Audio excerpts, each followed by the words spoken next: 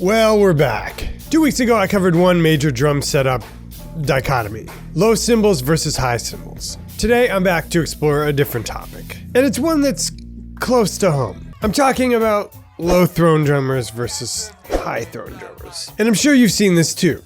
There's the average, then there are people who take it to the extreme.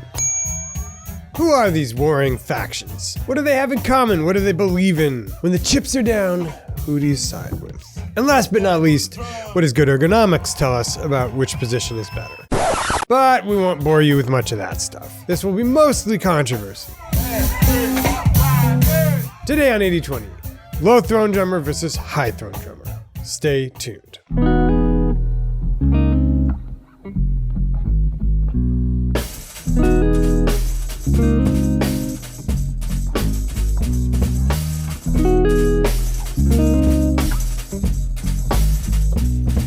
Dude's quick sponsor message. Today's video is brought to you by me, the 80/20 drummer. If you'd like a completely free 3-video mini course that'll help you make more progress in the next 3 weeks than you've made in the previous 6 months, just click the link below the player. It's completely free.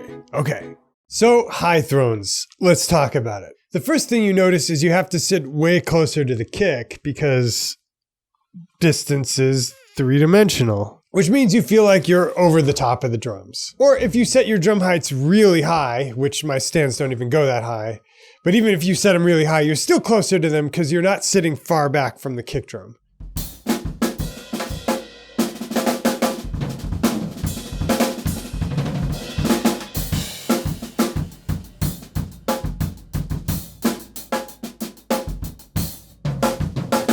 Okay, so who are high thrown drummers? Of course, it was probably Chris Dave who popularized the really high thing. But drummers have been sitting high for ages.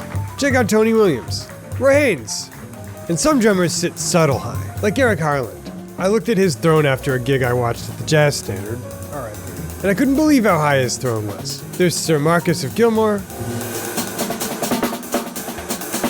Then there's a whole bunch of folks who sit pretty high, but you'd never know because their drums are so big. When I think of high-thrown drummers, I think jazz influence. And people not afraid to think, hang on, why do I need to be sitting when I play the drums? And that means a certain rebellious streak. But there's a sophistication to it. It's not Strohs in a can, it's a Manhattan or a Tom Collins. And yet there are also rockers and prog rockers who make the high-throne their domain. Mike Portnoy.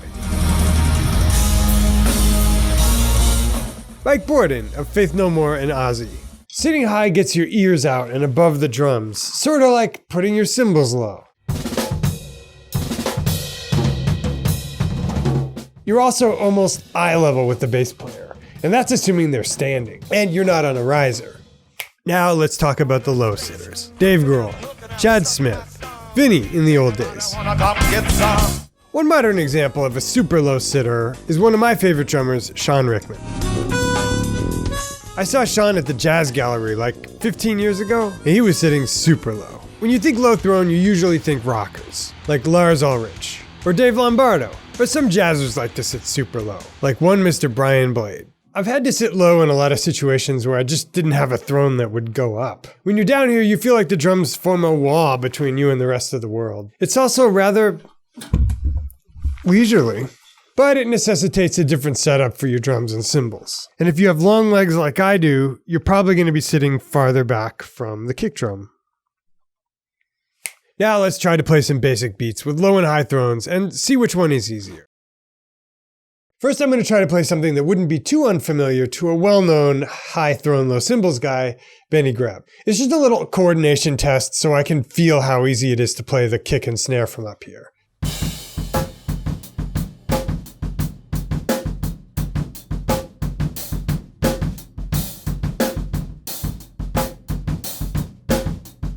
So that feels like I'm carrying a little bit too much weight in my feet, and I don't feel completely balanced. It's probably just a muscle memory thing. Now let's integrate the hats and play with the left foot a little. Here's a beat my buddy and coaching partner Jacob Evans shared with me.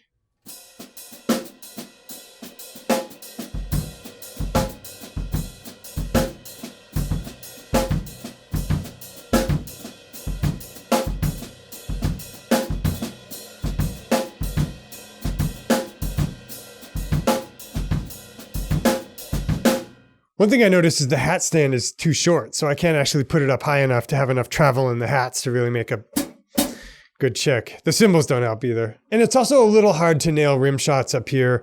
I have the snare sloped away from me. I have no doubt that if I practiced this, it wouldn't be a problem. Altogether, it actually feels pretty good. One thing I'll talk about later is I'd probably set the cymbals up even higher just to avoid the whole Ichabod Crane playing position thing that people with my physique can get into if we're not careful. In fact, let's do the TikTok thing.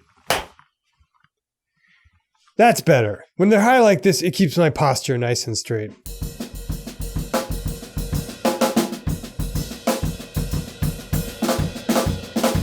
Now let's try those same exercises with the low throw. We'll play the same first exercise.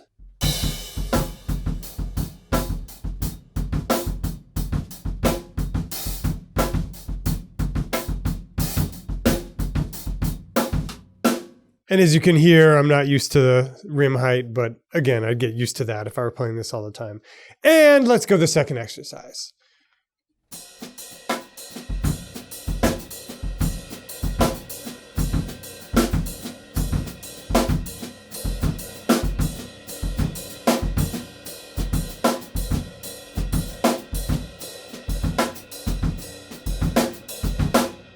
From down here, it feels like I have to work a little harder. I'm especially sensitive to lower back pressure because I've been doing jujitsu and powerlifting all week. Not humble bragging, I actually feel like kind of an old man. Don't worry, I'm gonna do mobility, I'm gonna stretch it out. But I could see how years of sitting down here, especially if I'm no longer in my 20s, could take a toll.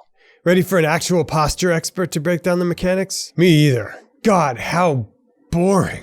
Just kidding. Let me turn it over to Jacob for a quick breakdown from the lesson he gave me about how to sit correctly. There's two things I want you to think about here. The first thing is seat height, right?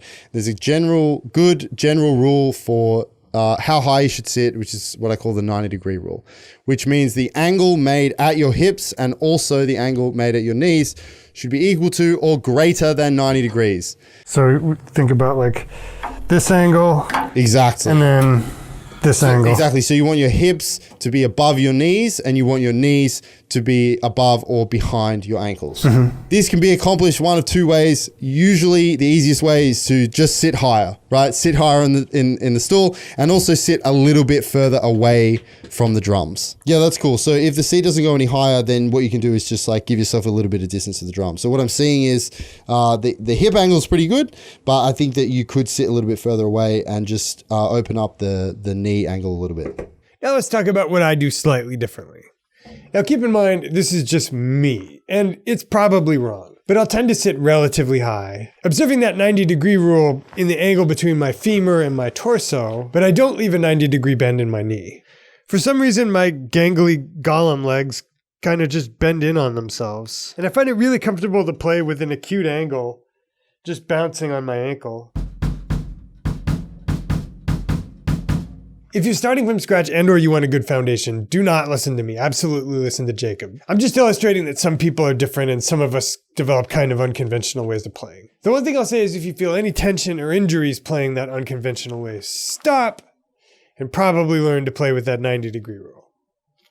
Anyway, dudes, hope you enjoyed this one. If you have an opinion on low versus high thrown, leave a comment below. Remember that if you're a fan of the channel, if you've been lurking, if you've been watching for a hot minute, but you've never grabbed my 3-video mini course, it's free and it's mini, and it'll help you playing. Just click the link below the player, enter your email in on the next page, and we'll send that right to you. Dudes, it's been real. Always enjoy these. See you again real soon in another lesson of the week.